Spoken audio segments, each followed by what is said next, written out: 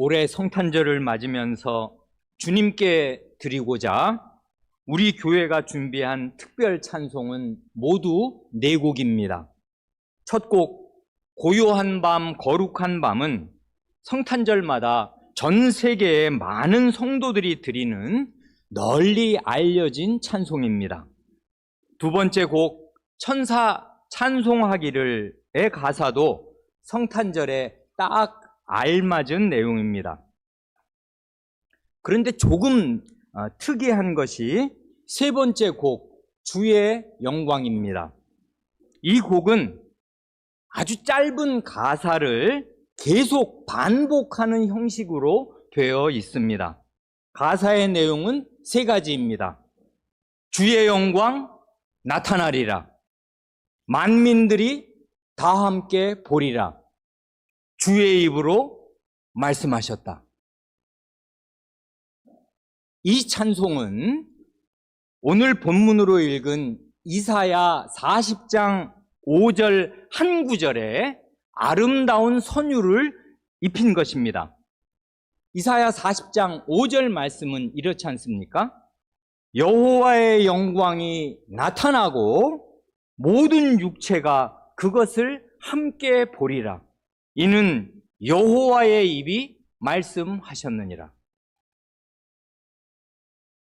그래, 이 시간에는 이 세 번째 곡 주의 영광의 배경이 되는 이사야 40장 1절로 11절 말씀을 그저 대강만 간략히 살펴보려고 합니다.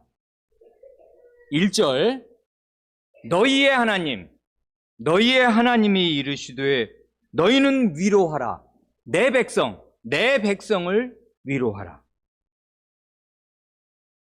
1절은 하나님을 너희의 하나님, 곧 그 백성의 하나님으로 부르고 이스라엘 백성을 내 백성, 여기에 나는 하나님이 분명하니까요. 이스라엘 백성을 곧 하나님의 백성이라고 부릅니다. 그러니 이건 완연히 언약의 용어입니다. 기꺼이 자기 백성의 하나님이 되어주시는 언약의 하나님, 구원의 하나님께서 그 백성에게 위로를 선언하십니다. 2번 거듭 위로를 선언하십니다. 너희는 위로하라, 내 백성을 위로하라.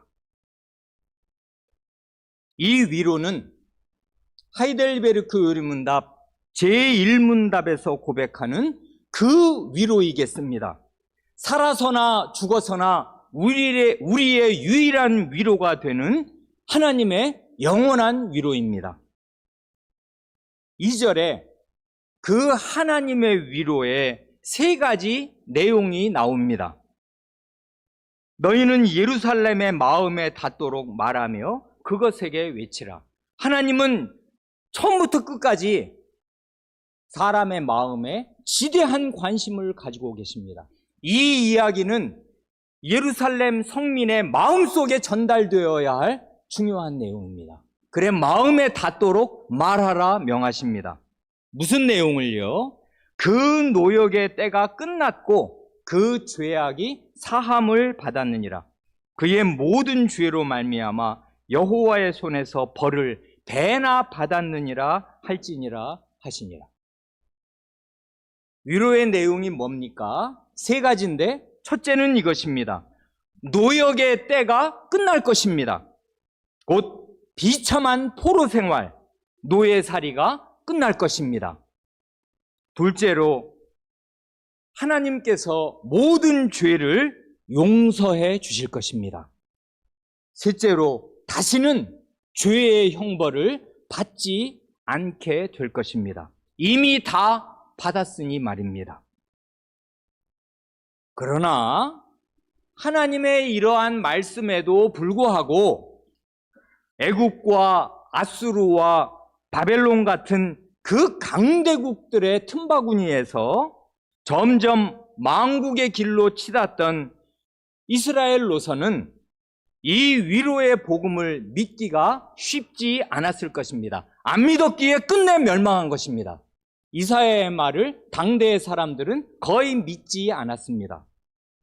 하지만 예수 그리스도의 탄생과 죽음과 부활을 알고 믿는 우리는 이 위로의 복음을 참되게 믿을 수 있습니다.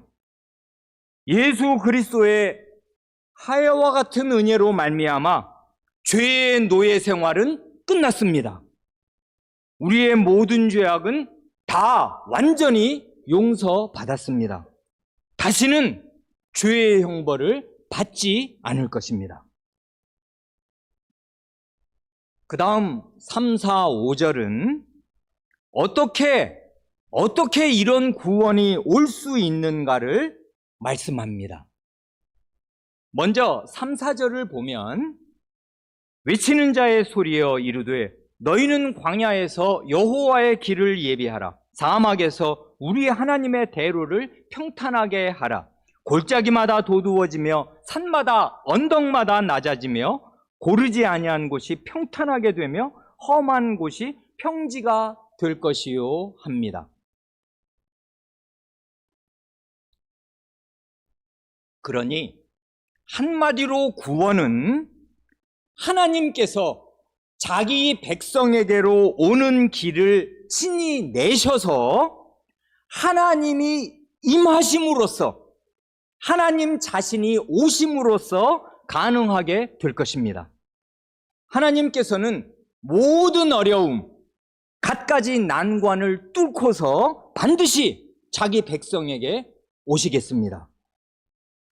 이 3, 4절 두 구절에 7가지나 줄지어 열거되어 있는 것처럼 그게 광야든 사막이든 골짜기든 산이든 언덕이든 고르지 않은 곳이든 험한 곳이든 상관이 없이 하나님께서는 모든 난관을 뚫고서 기필코 자기 백성에게 오실 것입니다. 가장 큰 난관은 우리의 죄 아닙니까? 죄인은 하나님을 안 믿어요. 이 죄와 불신의 난관을 뚫고서 하나님은 구원하실 자기 백성에게 오시겠습니다. 그 결과가 5절입니다. 오늘 우리가 세 번째 곡으로 찬송할 바로 그 내용입니다. 여호와의 영광이 나타나고 모든 육체가 그것을 함께 보리라. 이는 여호와의 입이 말씀하셨느니라. 아멘. 하나님께서 자기 백성에게 오시니 여호와 곧 구원의 하나님, 언약의 하나님의 그 영광이 나타나겠습니다. 그래 모든 사람이 그것을 여호와의 영광을 함께 보게 될 것입니다. 여호와의 입이 친히 말씀하셨으므로 이 일은 반드시 이루어질 것입니다. 요한 사도는 요한복음 1장 14절에서 이 일이 이루어진 모습을 이렇게 알려줍니다. 말씀이 육신이 되어 우리 가운데 거하심에 우리가 그 영광을 보니 아버지의 독생자의 영광이요 은혜와 진리가 충만하더라. 여호와의 영광, 여기 이사야 40장 5절에서 나타나리라 모든 육체가 함께 보리라 하신 그 여호와의 영광이 곧 은혜와 진리가 충만한 아버지의 독생자의 영광, 그것이겠습니다. 두 영광은 다른 영광이 아닙니다. 여호와의 영광이 곧 독생하신 아드님의 영광입니다. 이사야서는 1차적으로 구약의 이스라엘 백성에게 주신 말씀이겠습니다. 그런데 여기 모든 육체, 모든 사람이 그것을 함께 보리라 하신 말씀처럼 이 예언의 말씀이 이루어지고 성취될 때에는 이스라엘의 울타리를 넘어서 모든 육체가 그야말로 만민이 하나님의 영광을 볼 수 있게 될 것입니다. 과연 그렇게 되었습니다. 이 하나님의 영광은 어디에서 가장 찬란하게 빛나는가 할 때 하나님께서 죄인을 구원하시기 위해 친히 죄인에게로 내려오셔서 모든 죄를 용서하시고 죄의 노예 상태에서 해방시켜 주시는 데에서 가장 찬란하게 빛납니다. 지금은 세계 어느 나라든지 예수 그리스도의 이름이 퍼지지 않은 나라는 없습니다. 만민이 여호와의 영광을 보았습니다. 이어지는 6, 7, 8절은 사람과 하나님의 말씀을 대조합니다. 이러지 않습니까? 말하는 자의 소리여 이르되 외치라. 대답하되 내가 무엇이라 외치리이까 하니 이르되 모든 육체, 여기도 모든 육체가 또 나오네요. 모든 육체는 풀이요 그의 모든 아름다움은 들의 꽃과 같으니 풀은 마르고 꽃이 시들면 여호와의 기운이 그 위에 불미라. 이 백성은 실로 풀이로다. 풀은 마르고 꽃은 시드나 우리 하나님의 말씀은 영원히 서리라 하라. 바로 앞에 모든 육체는 바로 앞 그 5절에 모든 육체가 나왔었지 않습니까? 5절에 먼저 모든 육체, 곧 모든 사람이 언급되었는데 여기 6절에도 모든 사람이 나옵니다. 5절의 모든 육체는 여호와께서 자신의 영광, 구원의 영광을 나타내실 때 그것을 모든 사람이 보게 될 것이다 할 때에 모든 사람을 언급했다면은 여기 6절의 모든 육체, 모든 사람은 모든 인생의 근본적인 연약함과 덧없음을 말하려고 모든 육체, 모든 사람이라 말하는 것입니다. 모든 육체는 실로 풀과 같고 사람의 모든 아름다움은 들의 꽃과 같을 뿐입니다. 그런데 7절은 놀랍게도 인생의 연약함과 덧없음의 근본 원인을 이렇게 말합니다. 풀은 마르고 꽃이 시들면 여호와의 기운이 그 위에 불미라 합니다. 여기 여호와의 기운, 루아흐 아도나이는 여호와의 바람이라고 번역해도 좋고 여호와의 성신으로 번역해도 좋을 것입니다. 그러니 그 앞에 말, 모든 육체는 풀과 같고 그 모든 아름다움이 들의 꽃과 같아서 풀은 말라버리고 꽃은 시들어버린다 하는 이 말씀을 귀담아 듣는다면 그게 애굽이나 아수르나 바벨론 같은 강대국의 왕이든 내 백성은 실로 풀이로다 하실 때에 이스라엘 백성이든 상관이 없습니다. 이 인생의 덧없음과 연약함은 보편적인 것입니다. 여기서 벗어나는 사람이 없어요.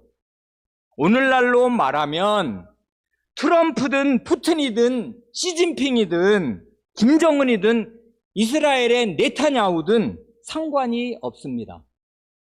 풀과 같고 풀의 꽃과 같을 뿐입니다.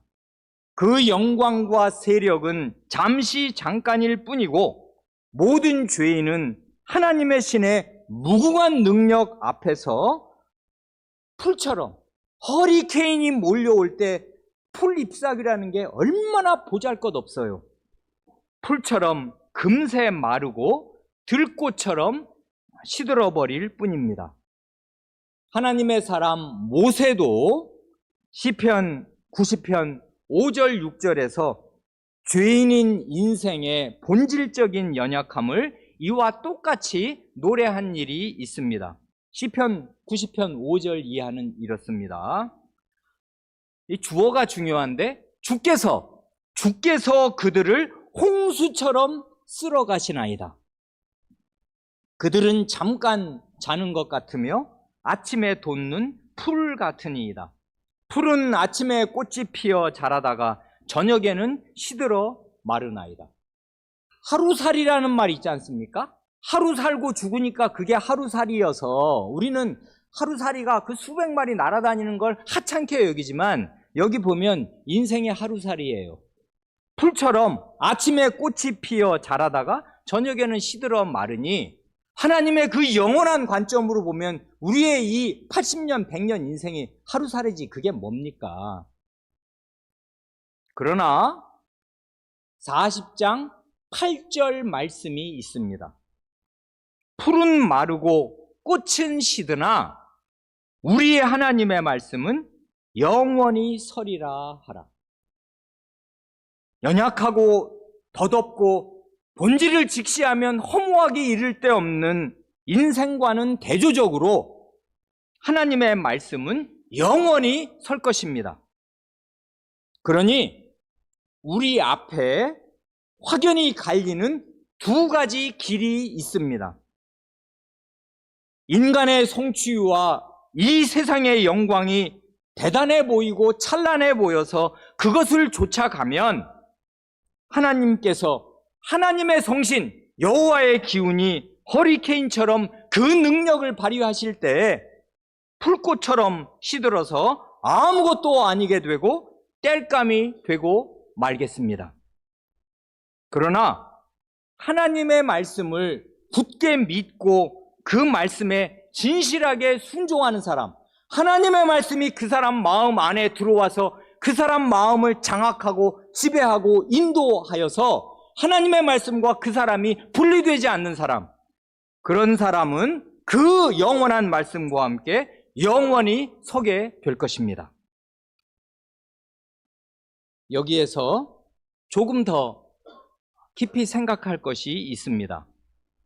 하나님의 말씀은 이 이사야 40장 8절 말씀대로 영원한 말씀인데, 영원히 설 말씀인데 이 영원한 말씀을 어디서 어떻게 듣는 것입니까? 오늘 우리가 이사야서를 읽으면 쉽게 이렇게 생각합니다. 아, 이사야 시대의 유대 사람들은 참 어리석기 짝이 없다. 이렇게 하나님의 말씀을 하나님의 예언자가 전해주어도 안 믿다니, 그래서 멸망하다니, 멸망해도 싸지 하고 생각하기가 쉽단 말입니다. 이 말씀을 들으십시오. 베드로 사도가 바로 이 이사야 40장 6절과 8절 말씀을 인용하면서 자신의 서신서에서 이렇게 말합니다. 베드로전서 1장 23절 이하의 말씀이 이렇습니다. 너희가 거듭난 것은 썩어질 씨로 된 것이 아니요 썩지 아니할 씨로 된 것이니 하나님의 살아있고 항상 있는 말씀으로 되었느니라. 그러므로 여기서부터가 인용문입니다. 이사야서 40장 6절과 8절. 그러므로 모든 육체는 풀과 같고 그 모든 영광은 풀의 꽃과 같으니 풀은 마르고 꽃은 떨어지되 오직 주의 말씀은 세세토록 있도다 하였으니, 그 다음 말씀이 결정적으로 중요한데, 너희에게 전한 복음이 곧 이 말씀이니라 합니다. 그러니 이 베드로에게 이사야 40장 8절에 세세토록 있는 영원히 설 하나님의 말씀은 무슨 말씀입니까? 베드로 사도가 교회에 전한, 내가 너희에게 전한 이 복음이 곧 세세토록 있는 주의 말씀, 바로 그것입니다. 그것이 아니라면 설교는 아무것도 아닌 것이에요. 설교의 말씀이 살아있는 하나님의 말씀이면 이 살아있는 영원히 설 하나님의 말씀을 우리는 매주 설교 자리에서 듣는 것입니다. 마지막으로 이사야 40장 9절, 10절, 11절입니다. 그러기 전에 이 11절의 전체 그림을 그냥 쓱 본다면은 이 11절은 네 부분으로 되어 있습니다. 이게 구분하기도 쉬워요. 11절이면 이게 어떻게 4로 나뉘지? 4로 안 나눠집니다. 12이어야 3, 42에서 3구절씩 딱딱 나누어질 텐데 어떻게 4등분이 되냐 하면 앞에 1, 2구절이 첫 단락이고요. 그 다음이 3구절, 3구절, 3구절입니다.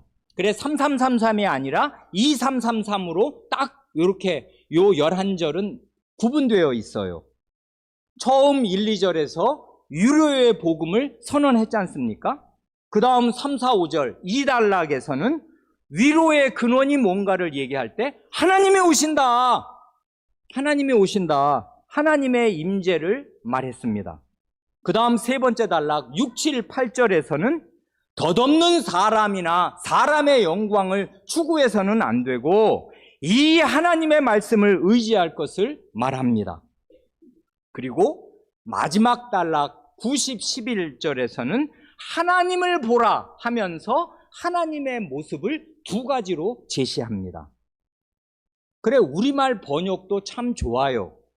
여기 두 번째 단락을 2, 3, 4 단락의 첫 부분이 똑같이 되어 있어요. 어떻게 해요? 두 번째 단락을 시작하는 3절은 외치는 자의 소리여로 시작하지 않습니까? 세 번째 단락을 여는 6절은 말하는 자의 소리여로 시작해요. 마지막 네 번째 단락을 여는 9절은 아름다운 소식을 시온에 전하는 자여 한단 말입니다. 그러니 시각적으로도 그리고 청각적으로도 이 단락을 구분할 수 있게 잘 되어 있습니다. 9절을 보면 예루살렘과 유다의 여러 성읍에 소리 높여 전해야 할 기쁜 소식이 무엇인가 할 때 한마디로 9절 맨 마지막 말 너희의 하나님을 보라. 너희의 하나님을 보라. 그것입니다. 그러니까요. 그냥 결론적으로 한마디로 한다면 11절로 이루어진 이 본문은 전부가 초점이 하나님께로 맞추어져 있어요. 하나님의 오심, 그게 두 번째 단락이고요. 하나님의 말씀, 그게 세 번째 단락이고요. 그리고 마지막 단락은 하나님을 보라 하면서 하나님의 어떠하심을 볼 것을 말해요. 그래야 첫 단락에서 말한 근원적인 위로, 영원한 위로를 얻게 될 것입니다. 하나님은 어떤 분이십니까? 10절을 보면 보라, 주 여호와께서 장차 강한 자로 임하실 것이요 친히 그의 팔로 다스리실 것이라. 보라, 상급이 그에게 있고 보응이 그의 앞에 있으며 합니다. 하나님을 보라 하는데 그 하나님은 어떤 하나님이십니까? 그 백성에게 임하실 하나님은 강하신 분입니다. 강자예요. 강력한 팔로 자기 백성과 원수들을 통치하셔서 상을 줄 자에게 상을 주시고 갚으실 것들을 다 갚으시는 분이십니다.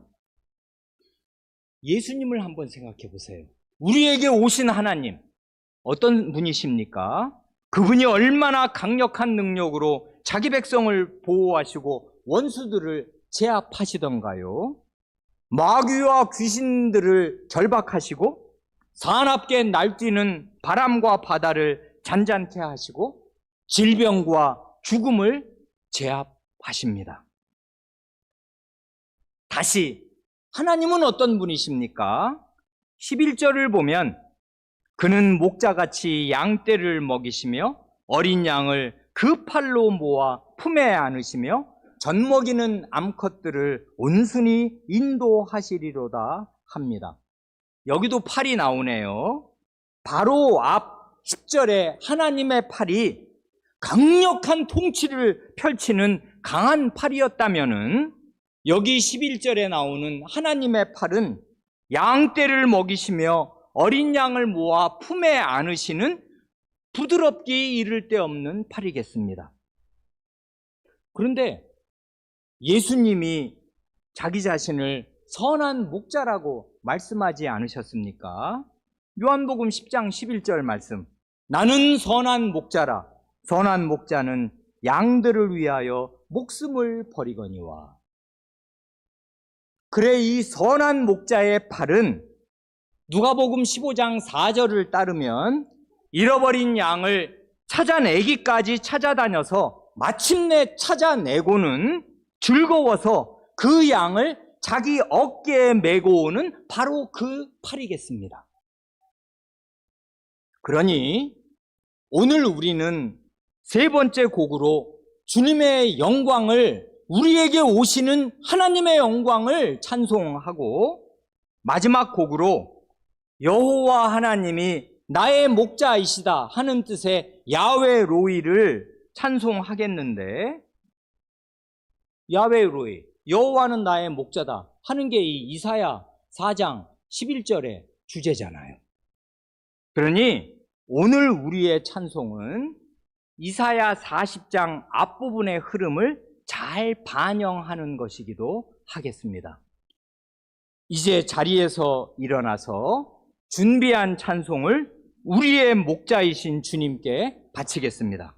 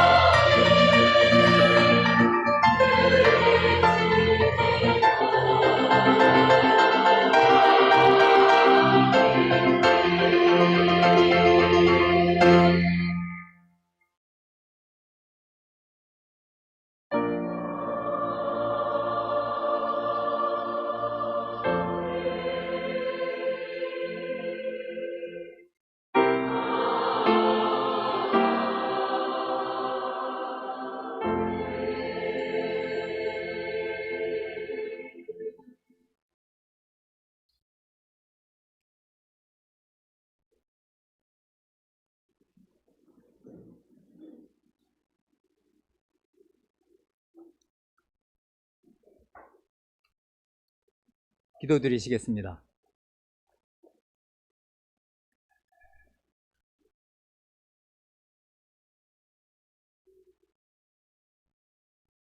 주 하나님, 저희가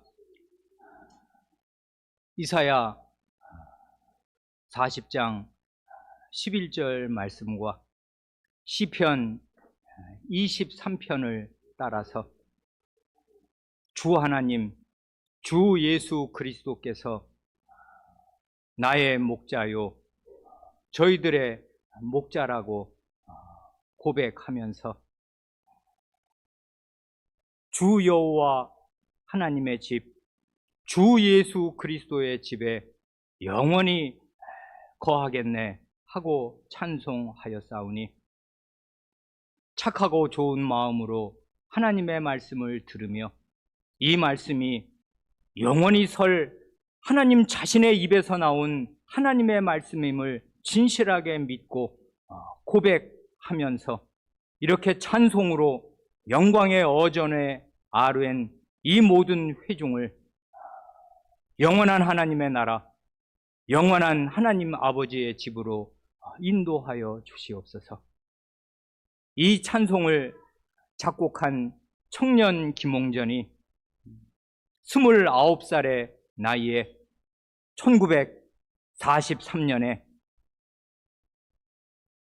근세 이래로 가장 나라 형편이 어렵고 희망이라고는 도무지 보이지 않고 매일매일 먹을 것이 없어 본인과 가족의 끼니를 잊기가 어려웠을 바로 그때에 주님께 자기 자신을 온전히 드리면서 여호와 하나님께서 나의 목자이심으로 내가 안연히 거하며 심지어 사망의 음침한 골짜기, 죽음의 그늘이 가득 덮인 그 두려운 골짜기로 들어갈 때에도 주님의 막대기와 주님의 지팡이가 나를 지키고 안위하심으로 내가 두려워할 것이 없음을 이런 아름다운 선율로 하나님께 바쳤듯이 같은 믿음이 이 찬송을 부르는 저희 속에 흐르게 하여 주시기를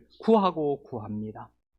저희들의 청년은 이 나라를 지옥이라고 표현하며 미래에 대한 희망이 없고 아무 소망이 없는 채로 그날을 살며 가정을 이룰 생각도 이룰 엄두도 내지 않고서 자기의 인생을 비관하는 것이 이 세대의 정서이옵니다. 그러나 하나님의 백성은 하나님의 말씀이 영원히 설 것이므로 나의 목자 되신 여호와 하나님의 인도를 받고 선한 목자이신 예수 그리스도의 목숨과 피를 받으며 성신 하나님으로 매일을 인도받을 수 있으므로 성삼위 하나님 안에서 어떤 어려움이 당하든 그 모든 어려움을 뚫고 나갈 수 있는 줄을 믿사오며 저희의 힘이 아니라 주님의 인도가 저희 앞에 있고 주님의 영원한 말씀이 매주 저희에게 내려오므로 쉴 수 없이 주님을 따라 영생의 그 길로 갈 수 있는 줄을 믿습니다. 그러므로 시대가 점점 더 캄캄하여지고 앞일을 희망적으로 예측할 수가 없으며 기후위기가 점점 더 심하여져서 어떤 두려운 일이, 어떤 재앙이, 어떤 끔찍한 일이 저희 앞에 닥칠지 저희는 알지 못하오며 저희의 어린 자녀들 앞에 어떤 두려운 일이 펼쳐질지 저희는 알지 못하오나 오직 양인 저희가 아는 것은 목자이신 여호와 하나님, 목자이신 예수 그리스도께서 저희 안에 계시고 저희 앞에 계심으로 나의 목자 여호와, 선한 목자이신 예수 그리스도를 참되게 믿고 의지하는 그 길이 영생으로 가는 길인 줄을 믿사오며 이 길에서 이탈할 이유도 없고 이 길에서 주저할 이유도 없는 줄을 믿사옵니다. 이 찬송을 부른 저희의 마음을 이 찬송으로 정화하여 주셔서 하나님께 드린 이 찬송에 맞게 하나님을 나의 목자로 모시고 살게 하시고 그러므로 자기 마음속에 시시때때로 찾아오는 모든 두려움을 다 내어 쫓게 하여 주시며 하나님의 권고하심, 하나님의 찾아오심을 늘 경험하는 가운데 주님을 찬송하고 영생으로 들어가게 하시옵소서. 우리 구주 예수님의 이름으로 기도합니다. 아멘.